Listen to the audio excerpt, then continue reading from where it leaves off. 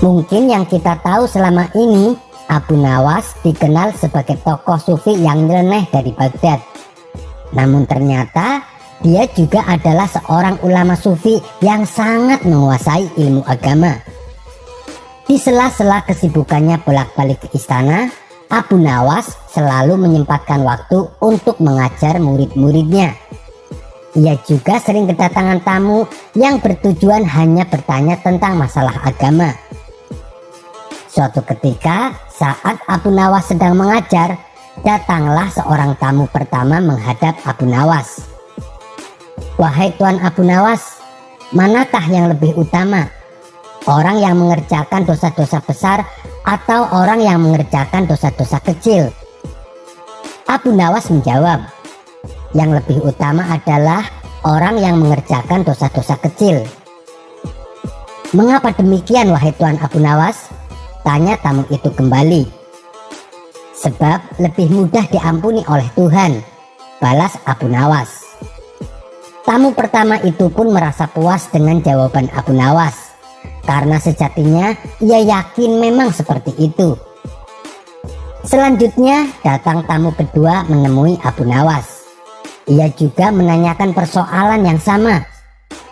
"Wahai Tuan Abu Nawas, manakah yang lebih utama? Orang yang mengerjakan dosa-dosa besar atau orang yang mengerjakan dosa-dosa kecil?" Abu Nawas menjawab, "Orang yang tidak mengerjakan keduanya." "Mengapa demikian wahai Tuan Abu Nawas?" tanya tamu itu kembali. "Dengan tidak mengerjakan keduanya, tentu tidak memerlukan pengampunan dari Tuhan," jawab Abu Nawas. Tamu kedua itu pun bisa menerima dan memahami atas jawaban Abu Nawas itu. Tidak lama berselang, datang tamu ketiga menemui Abu Nawas. Tamu tersebut juga menanyakan hal yang sama. "Wahai Tuan Abu Nawas, manakah yang lebih utama? Orang yang mengerjakan dosa-dosa besar atau orang yang mengerjakan dosa-dosa kecil?" Abu Nawas menjawab, "Orang yang mengerjakan dosa-dosa besar." "Mengapa demikian wahai Tuan Abu Nawas?" tanya tamu itu kembali. "Sebab pengampunan Allah kepada hambanya sebanding dengan besarnya dosa hamba itu," jawab Abu Nawas.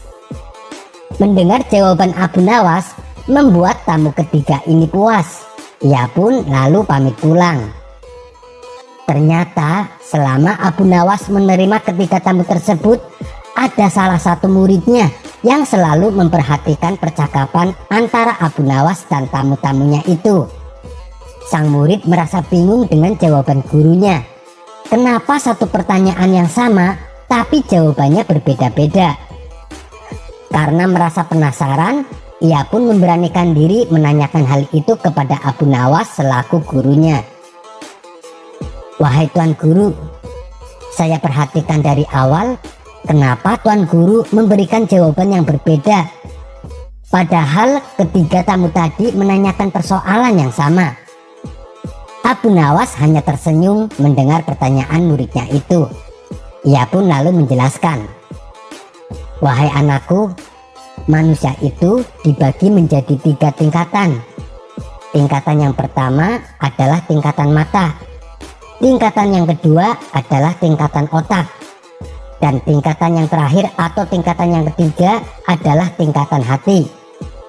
Adapun tamu yang pertama datang tadi, tingkatannya adalah tingkatan mata." "Wahai Tuan Guru, tingkatan mata itu apa?" tanya si murid penasaran. Abu Nawas menjelaskan, tingkatan mata ibarat anak kecil yang melihat bintang di langit. Ia mengatakan bintang itu kecil karena ia melihatnya hanya menggunakan mata. Sedangkan tamu kedua yang datang tadi, tingkatannya adalah tingkatan otak. "Tingkatan otak? Apa itu tingkatan otak wahai Tuan Guru?" tanya si murid kembali. "Tingkatan otak ibarat orang pandai yang melihat bintang. Ia pasti akan mengatakan bintang itu besar karena ia memang memiliki pengetahuan," jawab Abu Nawas. Dan tamu yang terakhir datang tadi atau tamu yang ketiga, dia tingkatannya adalah tingkatan hati. Lanjut Abu Nawas. Lalu, apa itu tingkatan hati wahai Tuan Guru? Tanya si murid semakin penasaran. Tingkatan hati ibarat orang pandai dan mengerti yang melihat bintang di langit. Ia tetap akan mengatakan bintang itu kecil, walaupun ia tahu bahwa bintang itu sebenarnya adalah besar.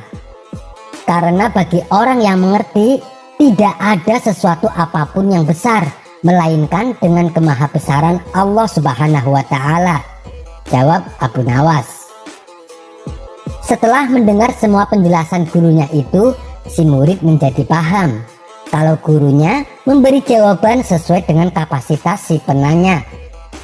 Itulah kenapa satu pertanyaan menghasilkan 3 jawaban yang berbeda. Sekian dulu perjumpaan kita kali ini. Sampai bertemu lagi di kisah selanjutnya. Terima kasih yang sudah subscribe dan setia menonton channel ini. Wassalamualaikum warahmatullahi wabarakatuh.